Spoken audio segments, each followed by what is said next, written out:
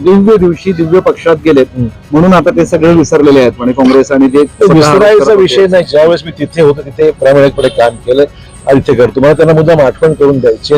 ज्यावेळेस त्यांनी पक्ष सोडला आणि भाजपमध्ये गेले मग तो दिवस काय समजायचा मग.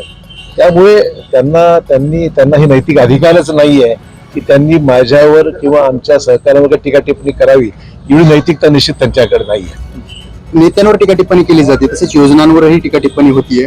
निवडणुका जवळ आल्याच्या नंतर ह्या योजना म्हणजे फसवणुकीच्या योजना आहेत, लालच आहे. चुकीची गोष्ट आहे. आपण पाहताय की लाडकी बहिणीची योजना असो, तरुणांना प्रशिक्षणा संदर्भामध्ये दिलेलं जे काही स्टायपेंड असो किंवा 3 गॅस सिलेंडरचा विषय असो, आपण पाहाल की प्रत्यक्षात त्याची अंमलबजावणी आता सुरू होतात. लोकांना फॉर्म भरायची तारीख 31 ऑगस्ट शेवटची तारीख होती. आपण पाहाल की या महिन्यामध्ये रक्षाबंधनाच्या आसपास महिलांच्या खात्यावर सुद्धा 1500 रुपये मिळणार. तर असं जर चांगलं काही घडत असेल तर त्यांना वाईट वाटायचं काय कारण आहे, हा खरा प्रश्न आहे. योजना चांगल्या आहेत, लोकांपर्यंत पोहोचतायत आणि त्यांना भीती मनात निर्माण झाली की योजना खरंच यशस्वी झाल्या तर मग त्यांना प्रचाराला मुद्दाच राहणार नाही. वॉशिंग पावडर नंतर आता सुपारीबाज सरकार असं म्हटलं जाते. संजय राऊत बोलतात त्या विषयावर. ठीक आहे, इलेक्शनच्या काळामध्ये आरोप प्रत्यारोप केले जातात, त्याला फार गांभीर्याने घेण्याची गरज नाहीये. लोकांना खऱ्या अर्थाने माहिती आहे की देशामध्ये राज्यामध्ये सक्षम नेतृत्व कोणाचं आहे, नेते कोण आहेत, काम करणारं सरकार कोणाचं आहे. त्यामुळे अशा प्रकारच्या वक्तव्यातून ठीक आहे लोकांची तात्पुरती करमणूक होत असेल पण त्यातून काही निंबटं मिळतील असा विषय नाहीये. पवार कुटुंबियांनी मला एकटं पाडलं असं वक्तव्य अजित पवारांनी लोकसभा प्रचाराच्या वेळेस केलेलं होतं निवडणुकीत. मात्र आज ते म्हणतात की मी घरात राजकारण आणायला नको होतं असं त्यांनी कबुली दिली. काय ठीक आहे, तो त्यांचा अंतर्गत विषय, मी त्याच्यावर काही अधिक भाष्य करू इच्छित नाही. अजितदादा हे एक सक्षम नेते आहेत, पवार साहेब हे देशाचे ज्येष्ठ नेते आहेत. त्याच्यात जे काही घडलं हा त्यांच्या घरातला अंतर्गत विषय आहे. सुप्रिया सुळे असं म्हणाल्या की ज्यावेळेस मी भाजपवर किंवा सत्तेवर बोलते त्यावेळेस माझ्या नवऱ्याला ईडीची नोटीस पाठवली. मला माहित आहे त्यांचं योजना आहे तुम्ही लॉन्च केली आहे. तुमचं 3 पक्षाचं सरकार आहे, प्रत्येक जण वेगवेगळं त्याचं क्रेडिट घेण्याचा प्रयत्न करत आहे. म्हणजे अजितदादा, माझी लाडकी बहीण किंवा एकनाथ शिंदे. त्यात काय चुकीचं आहे.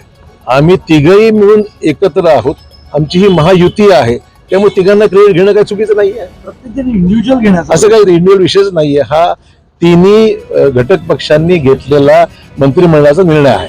त्यामुळे ह्याचं क्रेडिट जे आहे ती तिघा सर्वांना आहे. तुम्ही राज्यभर फिरल्याच्या नंतर तुम्हाला विरोधकांचं भविष्य काय वाटतं? त्याने विरोध आपण पहा, तुम्ही जनता ही महायुतीच्या बाजूने राहील आणि सरकार महायुतीचं राज्यात येणार. नोव्हेंबरच्या दुसऱ्या आठवड्यात विधानसभा निवडणुकीची शक्यता आहे. 15 नोव्हेंबर पर्यंत निकाल लागण्याची शक्यता आहे. नेमकं का उशीर करण्यात काय कारण आहे? असं आहे की ह्या सगळ्या गोष्टी ज्या आहेत त्या कायद्याने ज्या गोष्टी केल्या पाहिजेत. निवडणुकीची मुदत आहे, विद्यमान विधिमंडळाची सुद्धा कालमर्यादा आहे. त्याच्यामुळे मागच्या वेळेस नोव्हेंबरच्या कालावधीमध्ये शासन स्थापित झालं होतं. त्यामुळे शेवटी हा अधिकार हा निवडणूक आयोगाचा आहे. जे वाचतोय ती कितपत खरं हे मला माहित नाहीये, पण अंदाज नोव्हेंबरमध्ये होतील असा अंदाज व्यक्त केला जातो. आम्ही वाढवत नाहीये. निवडणूक आरोप आम्हाला आरोप नाना पटोले माहिती आहे. निवडणुकी प्रक्रिया नाना पटोलेंना कायदा निवडणूक काय प्रक्रिया ज्ञानच नाहीये. म्हणजे राष्ट्रीय पक्षाचा महाराष्ट्राचा अध्यक्ष असं भाषा वापरतो ही केवलवाणी गोष्ट आहे. अभ्यास थोडा तरी करा, वाचायची सवयच नाही आहे. निवडणूक आयोगाला अधिकार आहे की राज्यामधल्या निवडणूक तारखा घोषित करणं. कुठल्याही राजकीय पक्षाचा त्याच्यावर हस्तक्षेप असायचं कारण नाहीये आणि ज्या काही तारखा घोषित होतील त्या निवडणूक आयोगाच्या कक्षेतला विषय आहे. जागा वाटपाबाबत गोंधळ होऊ नये म्हणून भाजप शिंदे गट आणि अजितदादा यांच्या स्वतंत्र सर्वे होता. याआधी देखील सर्वेचं कारण देऊन भाजप शिंदे आणि अजित पवार यांचं तिकीट कापल्याचा आरोप होता. तिकीट कापण्याचा कोणाचा प्रश्न नाहीये. तत्व एवढंच आहे, कुठल्या पक्षाची जागा कोणाला दिल्यास ती निवडून येऊ शकते हा विषय आहे. त्यामुळे प्रत्येक पक्ष आपला सर्वे करत असेल तर चूक काहीच नाहीये.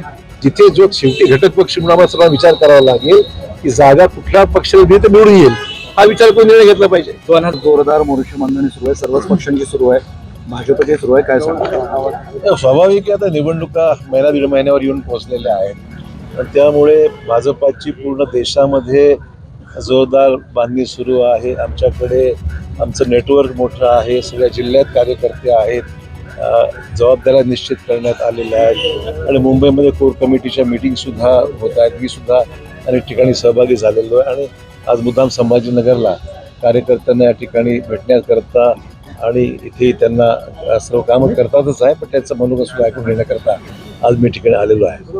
काँग्रेसचं एक म्हणणं आहे की ते जिथे जिथे जात आहेत आता त्यांची पण चाचपणी सुरू आहे. खूप मोठा प्रतिसाद त्यांना मिळतोय. संभाजीनगरमध्ये 100वर अर्ज आणि नांदेडमध्ये तर 1000 लोकांनी उमेदवारी मिळावी म्हणून अर्ज केलेले आहेत. असं आहे, 1000 आकडा चुकीचा आहे. नानांना स्वप्न पडलं असेल कदाचित की 1000 लोक, अशी परिस्थिती नाहीये. लोकसभेची पार्श्वभूमी वेगळी होती. लोकसभेला जे घडतं तेच विधानसभेला घडेल असं काही नाहीये. लॉटरी काही नेहमी लागत नसते. एकदा लागली की पुन्हा लॉटरी लागेल ही जी अपेक्षा नानांची आहे ती फार चुकीची आहे.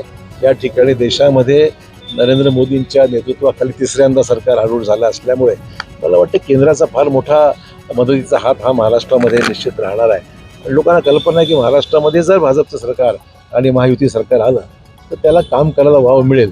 या अनेक प्रकारे लोक विचार करणारी आहेत आणि लोकसभेची पुनरावृत्ती या ठिकाणी निश्चित होणार नाही.